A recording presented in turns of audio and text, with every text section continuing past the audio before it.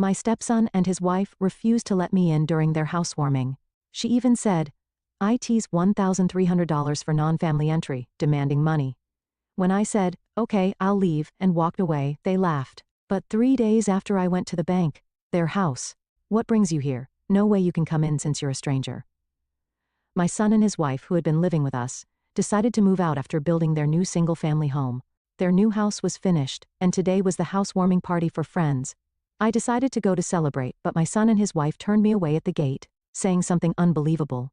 "If you really want to come in, pay an entrance fee of $1,300. Her words were so outrageous that I was stunned. To call me a stranger? When I'm her mother-in-law and we lived together until recently. To come for a housewarming and be asked to pay an entrance fee. And such an exorbitant amount at that, while she smirked. As I digested what she had said, a raging anger began to boil inside me. Thinking back, she had always been extremely rude when we lived together. She looked down on me, yelled at me, and treated me like a servant, making me do household chores and take care of the grandchildren. Especially with the grandchildren, she would often leave them with me to go out. My son was entirely on her side, and it seemed like a lie that we used to be close. Before his marriage, I couldn't take it anymore. I decided to teach them a lesson. With a blank expression, I looked at them and said, "Okay, then I'm going home." My son and his wife, able to drive me away, were laughing with a sense of victory. Turning my back on their new home, I headed straight to a certain place. 3 days later. "Hey, what is going on?" The reason my son and his wife rushed into our house pale-faced is my name is Grace. Since my only son Jack got a job and moved out, I've been living with my husband in a spacious house. Although I say he's my son, there is no blood relation between us. He was born to my husband and his former wife. But regardless of blood relation, I have loved him as my own child. And he has cherished me like his real mother. Since my son became independent, I've felt a bit lonely. But I've also enjoyed the freedom from parenting, and have been dedicating myself to my job every day. My husband and I both work at a company run by his brother. It's a small family-owned business, and both of us hold positions there. Thanks to both of us working and holding positions, I think we live a relatively affluent life. We were living an ordinary happy life. But I never expected we would face such a situation. Life is unpredictable. 3 years after starting his job, my son married a woman who also works at the same company. She was a beautiful woman with a great figure, and anyone would say she is beautiful. When I saw them smiling at each other during the family meeting and the wedding, I felt very reassured. A while after their marriage, I received the news that my daughter-in-law was pregnant. "Oh, congratulations. When is the baby due?" "Thanks. The due date is still quite far off. Is everything okay? You sound really down." Happy to hear the news of my first grandchild, I congratulated him. But his voice was somber. I asked him if there was a problem, and he started speaking in a feeble voice actually. According to my son, his wife takes great pride in her appearance. Since becoming pregnant, she couldn't stand the side of her belly growing, and her figure becoming fuller, and she was becoming increasingly hysterical. Every night she would step on the scale, look in the mirror and scream. My son would console her, saying, "It's proof that the baby is growing well. It's not that you've gained weight," but it seemed to have the opposite effect on her. My daughter-in-law saw my son as a husband who didn't understand her troubles, and her irritation only grew. Unable to endure her daily verbal abuse, my son felt overwhelmed. "I can't support her by myself, please help." He pleaded in tears, asking us to let them move in with us. Honestly, I didn't think moving in with us would distract my daughter-in-law, and there wasn't much support we could offer since we were working during the day. I told him that, but sympathizing with his plea that he might collapse if he continued to live alone with her, I consulted with my husband, and we decided to let them move in with us. From the day my son and his wife moved into our house, my impression of my daughter-in-law worsened. The first thing she said when she moved in was disparaging about our house. "What's with this house? It's so old and dirty. And it's cold too."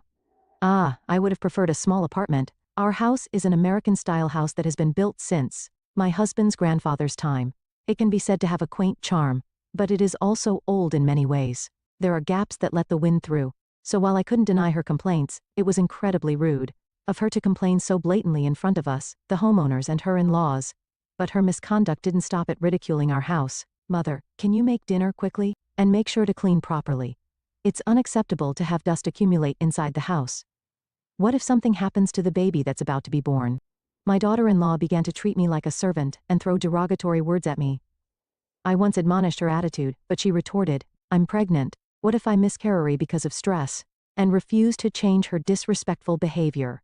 I thought it unlikely she would miscarry just from that. But it's true that pregnant women are delicate and can't be taken lightly. I hoped her attitude would calm down after giving birth. Surely she was just irritable because things weren't going her way during pregnancy. Hormones would also be fluctuating, and she must be suffering. With that in mind, I reluctantly chose to endure her tyranny silently.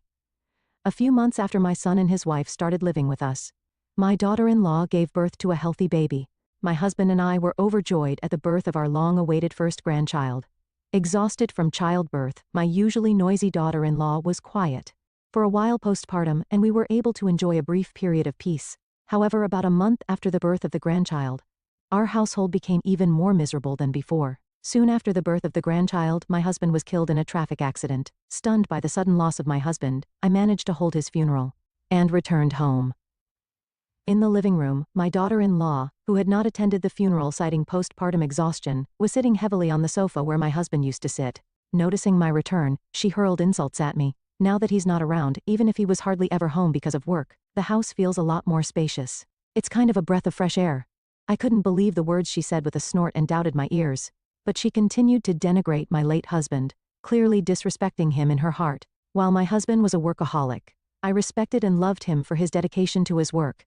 Having my husband ridiculed by my daughter-in-law, who complained daily and acted haughtily without even knowing him well, was infuriating. Just as I was about to argue back, my son began to say something unbelievable. That's really true. He was never home but always nagging, which was annoying, joining in with his wife and mocking my husband. I had hoped he would reprimand her, but instead, he made the exact opposite remark. Stunned and at a loss for words, they said what they wanted and retreated to their bedroom. From that point on, my son's behavior flipped.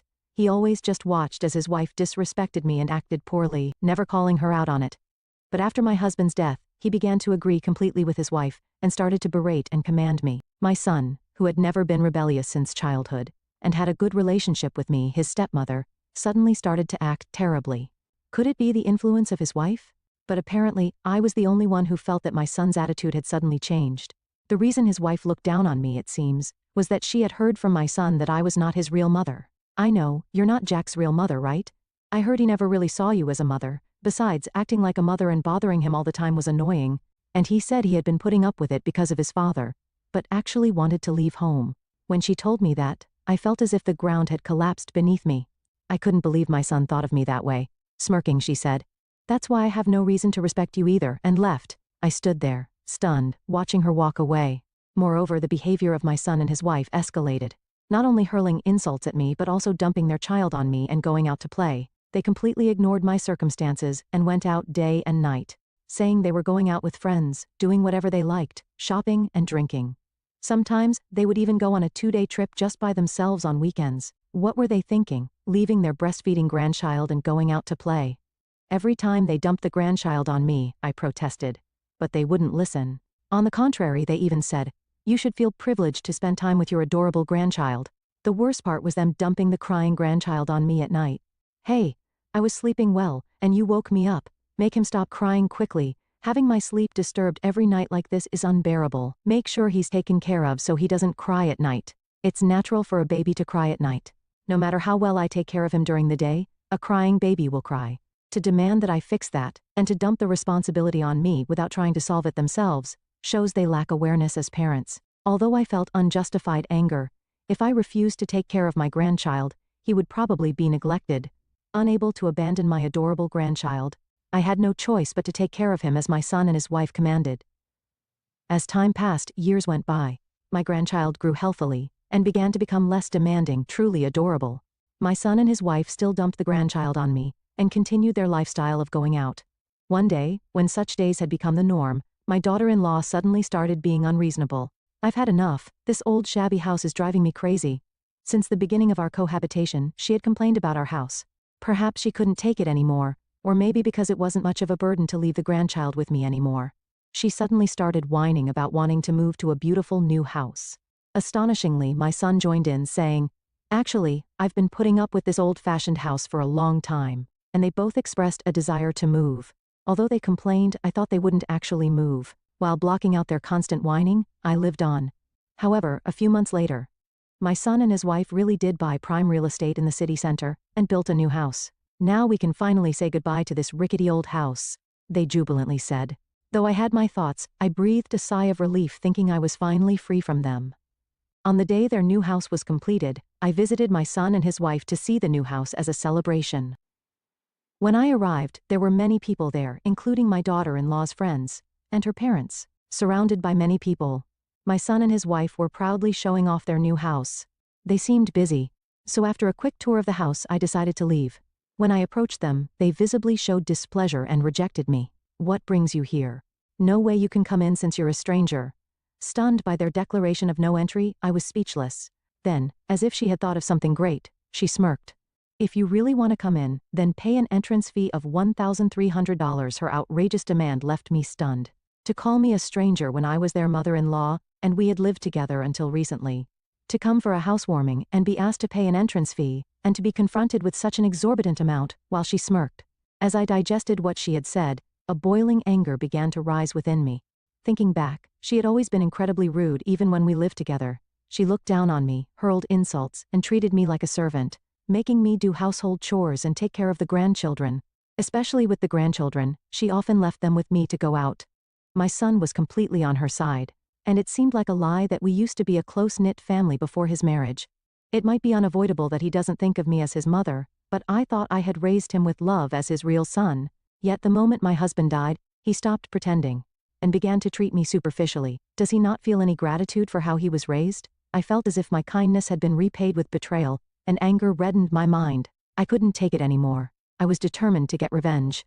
With a blank expression, I looked at them and said, "All right then, I'm going home." "Oh, you came all the way here and you're not coming in? Well, that's fine, don't come back ever again." They laughed loudly as they drove me out, turning my back on their new home. I went home, and then straight to the bank. 3 days later, "Hey, what is going on?" My son and his wife with pale faces rushed to our house. They stormed in as if they were about to kick down the front door, but I dealt with them outside the entrance without letting them into the house. "Please stop shouting like that. You're bothering the folks next door. Shut up." The real issue here is, why is our bank account is empty? I admonished them without trying to hide my annoyance. But my daughter-in-law snapped back as if my attitude didn't matter. The bank account was empty. Knowing exactly what was going on, I suppressed the urge to laugh and casually said, "Oh, the bank account? I transferred all the money to another bank account. From now on, you'll have to pay for your living expenses, mortgage, and even clothes and drinks by yourselves." "What?" Hearing my response, my son and his wife were speechless. In fact, since they started living with us, they had been using my bank account for all their expenses, not only the living expenses and child-rearing costs, but also the money they lavishly spent on clothes and luxury brands, and even the down payment and land purchase for the newly built house had all been paid from my account. Looking back, I wish I hadn't spoiled them so much, but ever since I remarried my husband, I had always felt sympathetic towards my son. He lost his biological mother when he was young, and just after his own child was born, he lost his father. Although there was no blood connection, I wanted to support him as a mother. Indeed, I thought I had to. So, despite being insulted and treated terribly, I endured it and did what I could for him, thinking that was my way of expressing love. However, with this new house incident, I finally ran out of patience. If my son had become such a foolish person, then I was done.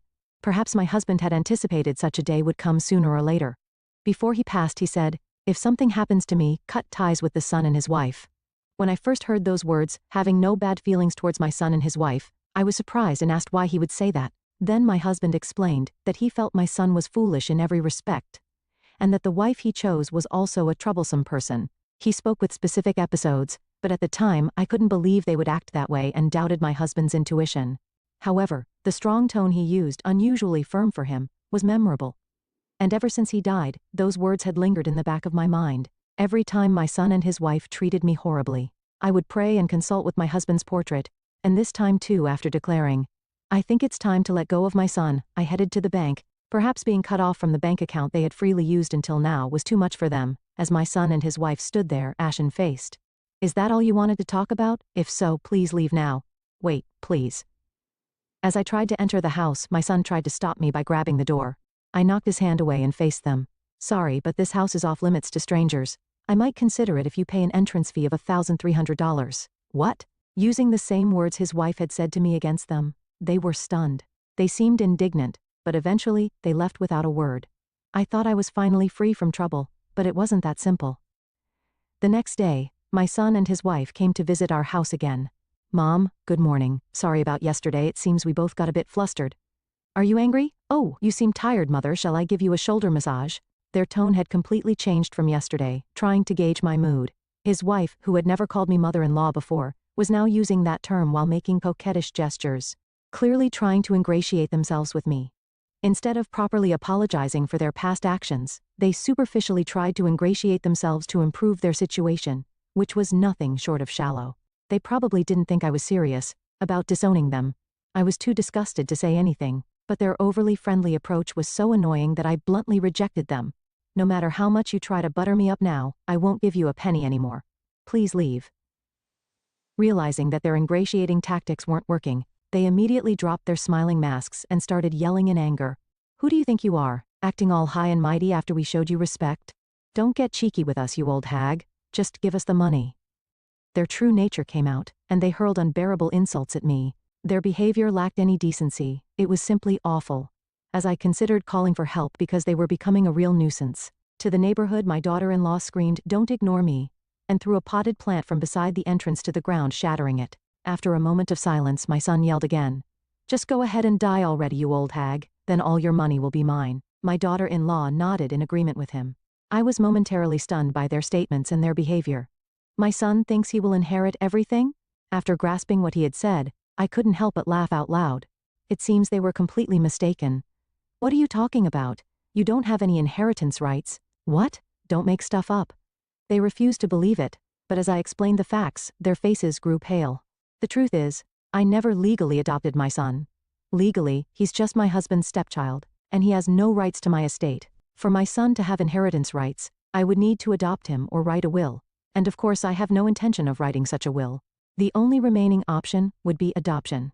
But I have already filed a non-acceptance declaration to prevent him from doing so unilaterally. In other words, unless I change my mind, there is no way my son can inherit my estate. So, even if I die, I will not give you any money. Now if you understand, please leave quickly. But, completely relying on inheriting my estate, the fact they learned was obviously a shock, and they were speechless and dumbfounded. Despite my urging them to leave, my son and his wife wouldn't move. Exasperated, I picked up my smartphone and made a call. "Hello, is this the police? Actually, a potted plant at my home was broken. Yes, the culprits are still in front of me, so could you please come and arrest them quickly?" What? The police. I called the nearest police station. I had reported the destruction of the potted plant by my daughter-in-law as property damage. Realizing they were reported to the police, they trembled and fled from my home before the police arrived. Watching them hastily flee, I finally felt that the problems that had plagued me 4 years were resolved, and I sighed with great relief. Later, although the potted plant was broken, I decided not to press charges as I had no injuries, and I just wanted to drive my son and his wife away from my home, considering the potted plant was not that expensive. I decided it was better to let things go without making a big fuss or risking retaliation. Sometime later, I heard through the grapevine that my son and his wife continued their extravagant lifestyle, which nearly ruined them. Thinking there was still money in my son's account, my daughter-in-law didn't stop her spending and used her credit cards. She miscalculated badly. There wasn't much savings in my son's account. As a result, my son couldn't keep up with the mortgage for their new home and his wife's spending, and he started to accumulate debts. The debts became so overwhelming that, in desperation, my son even embezzled money from his company. He was quickly caught and dismissed from his job. Drowning in debt and now unemployed, my daughter-in-law demanded a divorce, implying she had no use for him anymore. However, my son refused to agree to the divorce, and their argument eventually led to a lawsuit. Astonishingly, during the legal battle, it was revealed that the grandchild was not my son's child. In other words, my daughter-in-law cheated on my son. This added financial problems to the situation, making their divorce even more of a fight.